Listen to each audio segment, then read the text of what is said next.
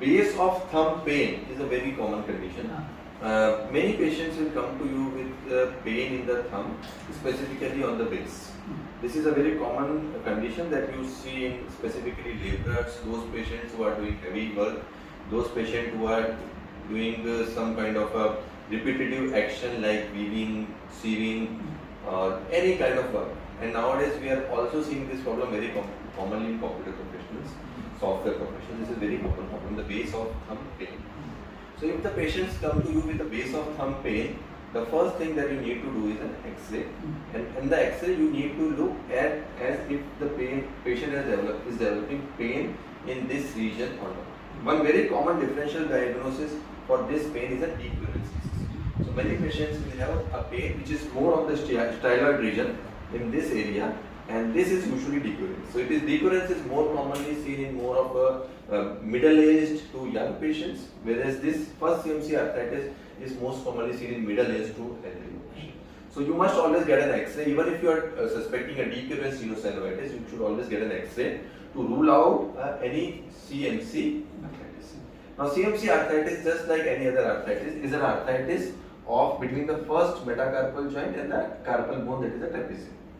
Now this is the most common osteoarthritis of the hand. First CMC arthritis is the most common arthritis of the hand. As similar to all other osteoarthritis, it is staged.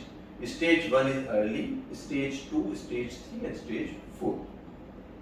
Stage 1 is an early, which is just the joint space is maintained. There are some minor erosions.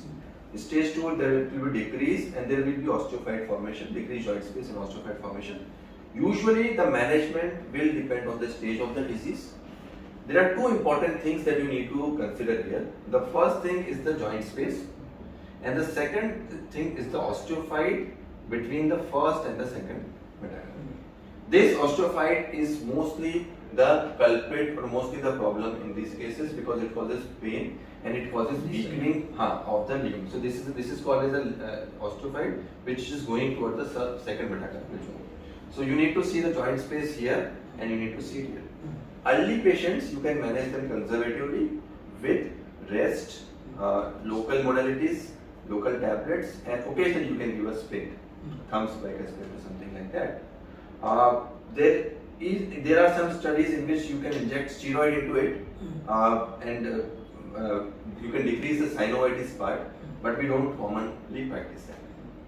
Now, to a relatively higher stage of disease, that is a stage 2 disease and 3 and 4 disease, there are surgical options which can be considered. Now the three most common types of surgeries that are performed are, number 1 is scopy, number 2 is LRTI, and number 3 is arthrodesis. Out of these three, the most commonly performed surgery is LRTI. In approximately 90% of my patients, I will perform an LRTI surgery.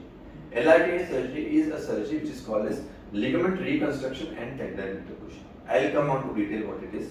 Before that, theoretically, there is an option of doing a first CMC arthroscopy, do a debridement and lavage, and just clean out the debris. If there is any osteophyte, you can remove it. Effective in only very early stages.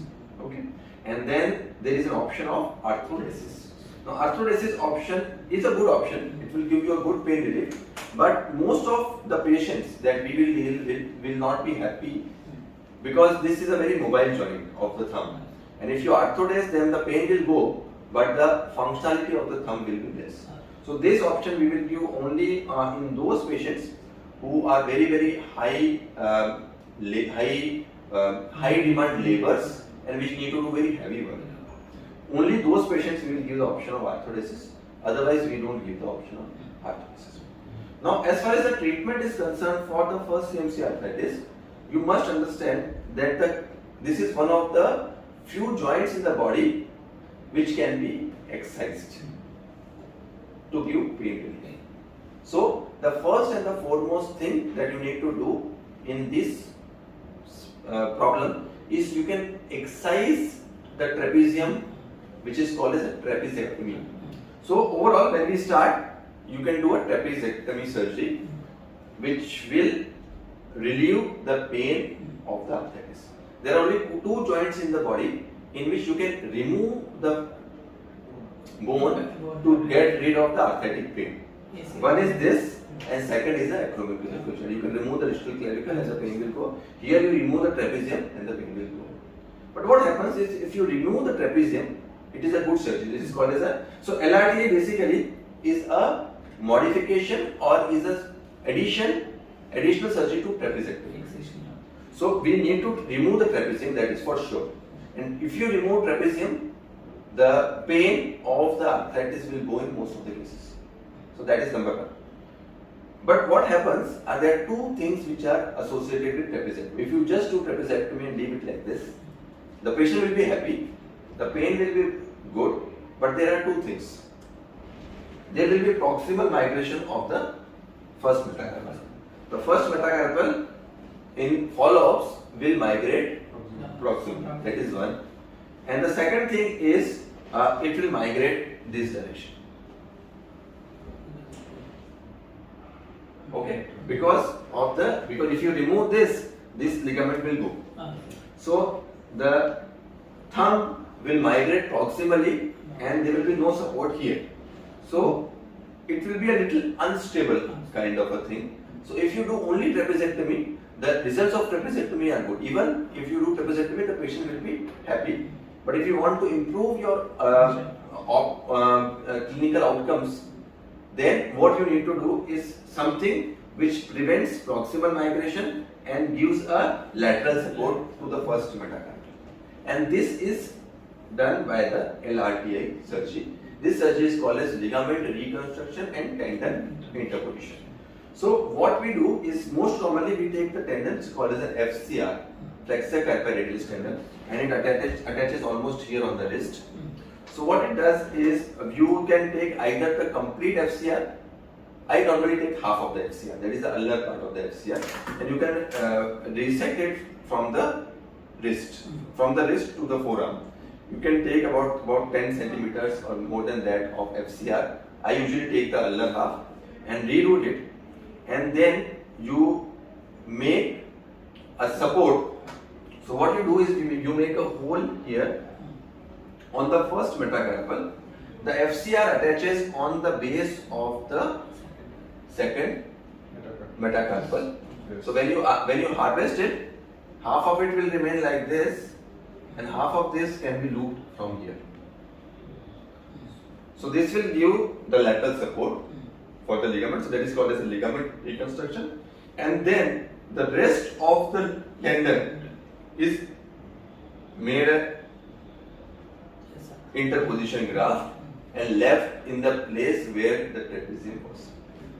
So that is why this procedure is called as a ligament reconstruction and tendon interposition. So you reconstruct the ligament with the ulnar half of the FCR tendon, you sew it back onto it, and then the rest of the tendon can be used for a tendon interposition of the dead space that is formed because of the trapezium excision. Okay? There is another technique also in which you excise whole of the FCR, and then half of the FCR you reconstruct this, and half of the FCR you do the tendon interposition. Okay? Now this surgery can be performed by two approaches. You can do it with either a dorsal approach or a volar approach.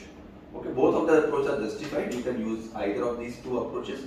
But what I do is, I usually use the dorsal approach and then I take it from here. Okay, and then you can just make a hole inside. What you can do is, you resect the trapezium and you resect this joint also. A little bit of this joint you also resect, and then make a hole here. Get a passage from here to here, tie it back to itself. Now there are some variations. You can use some anchors to fix this ligament. If you want to use this, you want to use a tenodesis anchor, you can use that, or you can tie the tendon back on itself. So these are the different modifications that are described with the use of the FCR. Okay. And this surgery has got a very good long-term result. with respect to pain, improvement of pain, improvement of function, and getting good range. So it will be a painless functional thumb with good stability. So by and large, in most of the cases with CMC arthritis, in more than 90% of the patients, the gold standard treatment will be a LRTI, that is ligament reconstruction and tendon interposition surgery with ulnar half of the flexor carpi radius FCR. Okay, any questions? Sir, can it be used in all stages beyond one? Yes, beyond one, all the stages it will be fine. Okay. Because what we are doing, we are exercising the Okay. joint. So it doesn't matter. Okay. It is 2, 3, 4, you can use it. A very high stage arthritis in which you have other joint involvement also, then it is a different aspect. So for using LRTI, the rest of the joint should be free.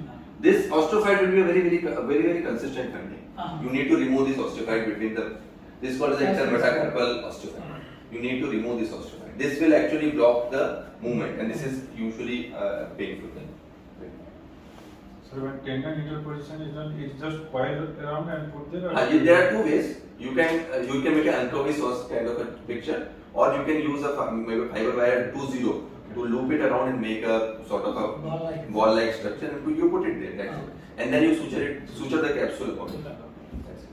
Filler, acts as a filler. It's an intervention. So there are two procedures to it. LRTI is a extension of trapeziectomy, ligament reconstruction, and tendon interposition. So trapeziectomy plus ligament reconstruction plus tendon interposition.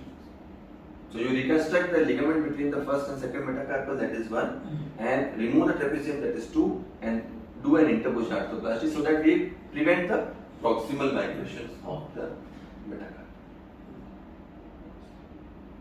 I recommend, if you are doing this surgery initially, always use an IITV to mark trapezium, because many a times surgeons have exercise scaphoids. So when you start, always confirm that you are removing trapezium with IITV. Otherwise, this will also look the same.